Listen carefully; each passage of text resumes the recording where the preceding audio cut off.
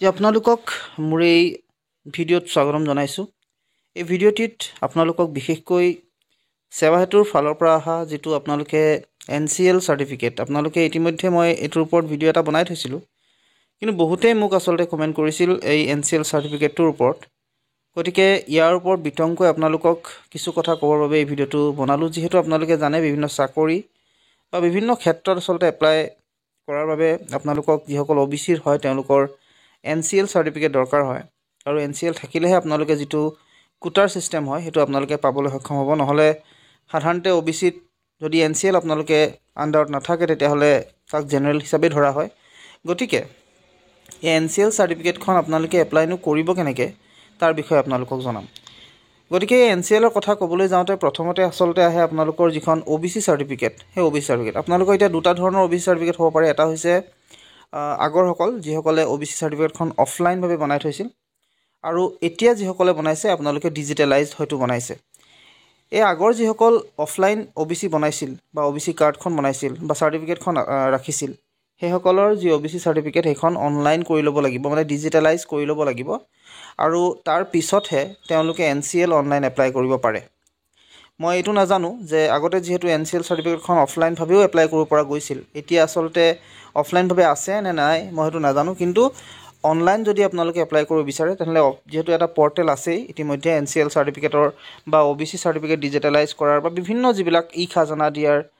Exchange card বনোৱাৰ প্ৰত্যেকটো ইনফৰমেশনৰ কাৰণে প্ৰত্যেকটো মানে যিখিনি সাৰ্টিফিকেট আছে সেইখিনিৰ কাৰণে এটা পৰ্টেল যেহেতু গভৰ্নমেন্ট অফ আসামে ডেভেলপ কৰিছিল, সেয়া হৈছে সেৱা হেতু। আৰু সেৱা হেতুৰ পৰ্টেলত আপোনালোকে আহিব, আৰু আহাৰ পিছত আপোনালোকে ইয়াত যদি আপোনালোকৰ ডিজিটেলাইজ হৈ থকা নাই যিখন OBC সাৰ্টিফিকেটখন সেইখন আপোনালোকে ডিজিটেলাইজ কৰি ল'ব, আৰু তাৰ পিছত সাধাৰণতে আপোনালোকৰ যিখন NCL সাৰ্টিফিকেট সেইখন আপোনালোকে বনাব পাৰিব। এতিয়া মই কিয় ক'লো ডিজিটেলাইজ কৰাৰ কথা, কাৰণ যেতিয়া আপোনালোকে NCL সাৰ্টিফিকেটখনৰ পৰ্টেলটোত যাব তাত আপোনালোকে দেখা পাব এটা বস্তু যে আপোনালোকৰ যিখন কাষ্ট অৰ্থাৎ যিখন OBC সাৰ্টিফিকেট সেইখনৰ নাম্বাৰ বিচাৰিব, আৰু সেই নাম্বাৰটো আসলতে আপোনালোকৰ অফলাইন যেটো নাম্বাৰ হেতু দিলে নহব, আপোনালোকৰ ডিজিটেলাইজড যেটো কাষ্ট সাৰ্টিফিকেট সেইখনহে দৰকাৰ হ'ব। সো মই দেখুৱাই দিছো আসলতে প্ৰসেসটো অকনকে। সাধাৰণতে মই এতিয়া এপ্লাই আৰু পুৰা নকৰো, কিন্তু আপোনালোকক মই জাস্ট দেখাব চেষ্টা কৰিছো ক'ত আপোনালোকে কৰিব পাৰিব,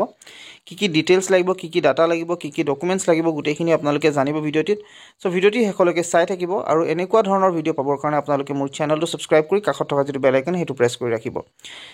যেহেতু মই আপোনালোকক সকলো ইনফৰমেশন দিওঁ, গতিকে সেইখিনি আপোনালোকে পাব পাৰিব। প্ৰথম কথাটো হৈছে মই যদি ইয়াত আহো তেতিয়াহলে ইয়াত আপোনালোকে সেৱা হেতু পৰ্টেলত অহাৰ লগে লগে আপোনালোকে এটা একাউণ্ট ক্ৰিয়েট কৰি ল'ব লাগে। হেতু আপোনালোকে মনত ৰাখিবা, বিভিন্ন ধৰণৰ একাউণ্ট ক্ৰিয়েট কৰিব পাৰি। এটা হৈছে ইয়াত যদি আপোনালোকে চাই মই লগইন আৰু ৰেজিষ্টাৰ যদি ক্লিক কৰো তেতিয়াহলে আপোনালোকে ইয়াত সিটিজেন PFC এনেকৈ আপোনালোকে বহুত কেইটা অপচন সাধাৰণতে আপোনালোকে দেখিবলৈ পাব। সো এই যিকেইটা অপচন সাধাৰণতে আপোনালোকে দেখিছে সেই অপচন কেইটাৰ বাহিৰেও আপোনালোকে এই গোটেইকেইটা অপচনতে আসলে বনাব পাৰে। যদি আপোনালোকে নিজাববীয়াকৈ এপ্লাই কৰে তেতিয়াহলে সিটিজেন যেটো পাৰসন যেটো সাৰ্ভিস আছে তাত ক্লিক কৰি দিব। CSC কাৰণে অলৰেডি এটা এই সেম পৰ্টেলে, কিন্তু ইয়াত তেওঁলোকৰ কাৰণে এটা বেলেগ এটা আসলতে লিংক আছে, তাত আপুনি যাব লাগে। আৰু যিসকলে নিজাববীয়াকৈ কৰিম বুলি ভাবিছে তেনলে এই একাউণ্টত এনেকৈ আহিব আপোনালোকৰ, আৰু ইয়াত আহাৰ লগে লগে আপোনালোকে যিসকল নতুনকৈ ইয়াত আহিব তেওঁলোকে নিউ ইউজাৰ সাইন আপ কৰি ল'ব। নিউ ইউজাৰ সাইন আপত বৰ বেছি বিশেষ একো নাই, মোবাইল নাম্বাৰ দিব লাগে, আৰু সেই মোবাইল নাম্বাৰটো জেনাৰেট OTP কৰি দিব, অটোমেটিক্যালি OTP এটা আহিব। গিভেন নেম এটা দি দিব লাগে কিবা এটা, তাৰপিছত জেন্ডাৰটো সিলেক্ট কৰিব লাগে, ডেট অফ বাৰ্থ দিব, পাৰ্সোনেল মেছেজ হিচাপে আপোনালোকে কিবা এটা মেছেজ ইয়াত লিখিব, আৰু সেই মেছেজটো যেহেতু আপোনালোকক দৰকাৰ হ'ব। ইয়াত কৈছে this personal message will be displayed every time you log in to Praman site. This site is an authentic site only if the same personal message given during registered is displayed. আপোনালোকে যেতিয়া খুলিব আসলে পৰ্টেলটো তেতিয়া আসলতে এইটো দেখাই থাকিব ওপৰত আপোনালোকক। সো এইটো কাৰণে লাগিব ইউজাৰ নেম এটা আপোনালোকে সিলেক্ট কৰি ল'ব। ইউজাৰ নেম আপোনালোকে যিকোনো এটা সিলেক্ট কৰি ল'ব, আপোনালোকৰ ইচ্ছামতে আপোনালোকৰ নাম দিলেও হ'ব, বা আপোনালোকে যিকোনো সিলেক্ট কৰি ল'ব। মুঠতে পাছৱৰ্ড আপোনালোকে দিব, সেই পাছৱৰ্ডটোকে একবাৰ দিব, আৰু যেটো তলত ক্যাপচা দেখিছে ইয়াত যেটো বক্সত দিয়া আছে সেই বক্সত দিয়া ক্যাপচাটো আপোনালোকে ইয়াত দিব। কিমান মাইনাস দেখাইছে দেখিছে, আপোনালোকে 11 পৰা 10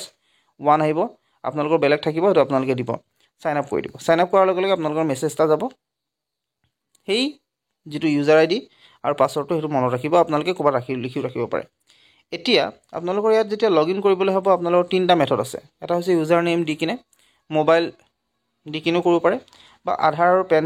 যেটো আছে হেতু দিও আপোনালোকে কৰিব পাৰে। সো যিকোনো ধৰণে আপোনালোকে কৰিব পাৰে সো মই প্ৰথমতে ইউজাৰ নেমৰ পাছৱৰ্ড দি কিনে কৰোঁ তাৰপিছত বাকি যিখিনি প্ৰচেছ আছে সেইখিনি দেখাব চেষ্টা কৰিছোঁ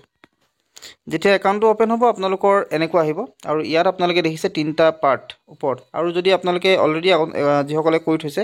তেওঁলোকৰ তলত যিকেইটা চাৰ্টিফিকেট এপ্লাই কৰিছে গোটেইখিনি তলত আহি যাব যিসকলে নতুনকৈ কৰিব কেৱল এইকেইটা আহিব তলৰকেইটা নাহে সাধাৰণতে যিহেতু এপ্লাই কৰাই নাই গতিকে ইয়াত আপোনালোকে চিলেক্ট কৰিব চিটিজেন ছাৰ্ভিচেছত তাত চিলেক্ট কৰাৰ লগে লগে যেহেতু আপোনালোকৰ NCLৰ দৰকাৰ NCL আপোনালোকে এপ্লাই কৰিব গতিকে NCL এপ্লাই কৰিবৰ কাৰণে আপোনালোকে কি কৰিব এই যে বক্স দেখিছে এই সাৰ্চ বাৰডাল তাতে আপোনালোকে ক্লিক কৰিব আপোনালোকে সাৰ্চ কৰিব নন বুলি আৰু নন সাৰ্চ কৰাৰ লগে লগে আপোনালোকে তললৈ গুচি আহিব আৰু তাতে আপোনালোকে দেখাই পাব issuance of non creamy layer certificate দেখিছে আপোনালোকে সো ইয়াত নন ক্ৰিমি লেয়াৰ চাৰ্টিফিকেটটো প্ৰচিড কৰি দিব প্ৰচিড কৰাৰ লগে লগে আপোনালোকৰ ওচৰত আহি যাব কি আপোনালোক লাগিব মেলিব গোটেইখিনি ডিটেইলছ ইয়াত দিয়া আছে ৰিকুৱাৰমেণ্ট কি বিচাৰিছে চাওক প্ৰথমতে আপোনালোকৰ আধাৰ কাৰ্ড বা কিবা হেতু হয়তো থাকিব গোটেইখিনি গতিকে এইটো চিন্তাই নাই ডিজিটেল OBC MOBC চাৰ্টিফিকেট আপোনালোক মই কৈছোঁ ইতিমধ্যে যে OBC খন আপোনালোকৰ অফলাইন হ'লে নহ'ব ডিজিটেলাইজ লাগিব আৰু ডিজিটেলাইজ চাৰ্টিফিকেটখন এপ্লাই কৰিবৰ কাৰণে ইয়াতে আপোনালোকে এপ্লাই কৰিব পাৰিব আপোনালোকে যদি নাজানে তেতিয়াহ'লে মই ইতিমধ্যে ভিডিঅ' বনাই থৈছোঁ কেনেকৈ ডিজিটেলাইজ কৰিব আপোনালোকে চাই ল'ব মই লিংক দি দিম ডেছক্ৰিপশ্যনত আপোনালোকে তাৰ পৰা সম্পূৰ্ণ গোটেইখিনি ডিটেইলছ লৈ আপোনালোকে বনাব আৰু ইয়াত এটা কথা মন কৰিব OBC চাৰ্টিফিকেটখন বনাবৰ কাৰণে ডিজিটেলাইজ কৰিবৰ কাৰণে আচলতে আপোনালোকৰ যি কমিউনিটি আছে সেই কমিউনিটি কিবা নহয় কিবা এটা সংগঠন আছে সেই সংগঠনৰ পৰা এখন লিখিত আকাৰত লৈ আহিব লাগিব আৰু সেইখন আপোনালোকে ইয়াত আপলোড কৰিব লাগিব আৰু ৰেজিষ্টাৰ্ড হ'ব লাগিব গভৰ্ণমেণ্ট অফ ইণ্ডিয়াৰ সো এইটো মনত ৰাখিব আপোনালোকে বা গভৰ্ণমেণ্ট অফ আছামৰ ৰেজিষ্টাৰ্ড হ'ব লাগিব সেই যিটো ইনষ্টিটিউশ্যন আছে সেয়া আৰু তাৰ পৰাহে চাৰ্টিফিকেটখন আনি কিনে আপোনালোকে ইয়াত আপলোড কৰিব লাগিব সো সেই বস্তুটো মনত ৰাখিব অকল তাৰপিছত আপোনালোকৰ ইনকাম চাৰ্টিফিকেট আপোনালোক দৰকাৰ হ'ব আৰু স্কেন কপি আপোনালোকে এপ্লিকেশ্যন ফৰ্ম দিব নালাগে CSC হ'লে দৰকাৰ হয় আৰু আদাৰ কিবা কিবি ডকুমেণ্টছ আপোনালোকে দিব পাৰে যদি আগৰ আপোনালোকৰ OBC MOBC চাৰ্টিফিকেট আছে সেইখনো দিব পাৰে সো এইখিনি বস্তু আপোনালোক লাগিব